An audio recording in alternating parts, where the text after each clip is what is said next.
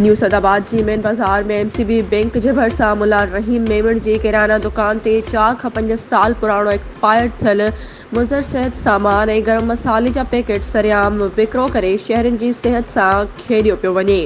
मुला रहीम मेमण ऐं उन जा भाइर हैदराबाद जे मसाला फैक्ट्रियुनि मां ख़राब ऐं मुज़र सेहत एक्सपायर थियल गरम मसाले जा पैकेट सस्ते अघ ते ख़रीद करे न्यू सदाबाद, पुराणे सदाबाद, मुखर जमाली, साबू राहू, पिंझोरो ऐं ॻोठनि जे दुकानदारनि खे विकिरो कनि था।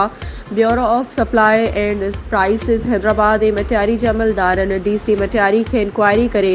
अहिड़ी ठगी थियण जो इतलाह कयो। DC मटियारी वरी असिस्टेंट कमिश्नर न्यू सदाबाद खे bureau of supply and prices जे अमलदारनि सां गॾु वञी मुला रहीम मेमण जे दुकान रेलवे लाइन ते क़ाइमु गैर कानूनी वेयर हाउस ते छापा हणण जो हुकुम कयो, जिन में कामयाब छापा हणी मुज़र सेहत में मुदे ख़ारिज गरम मसाले जा सवे पैकेट, खंड, चांहि ऐं ज़रूरी इस्तेमाल जूं ॿियूं शयूं बरामद करे उन्हनि खे सरेआम तहवील में वठी सील करे चकास लाइ लेबोरेटरी में रवानो कयो। जंहिं तां मच्छर जी मुला रहीम मेमण ऐं संदसि पुटु सेठ नईम मेमण हिकु सहाफ़ी खे साण करे असिस्टेंट कमिश्नर मंसूर अली अब्बासी जी ऑफिस पहुता, जिते हुननि मंसूर अब्बासी खे हिरासा कयो।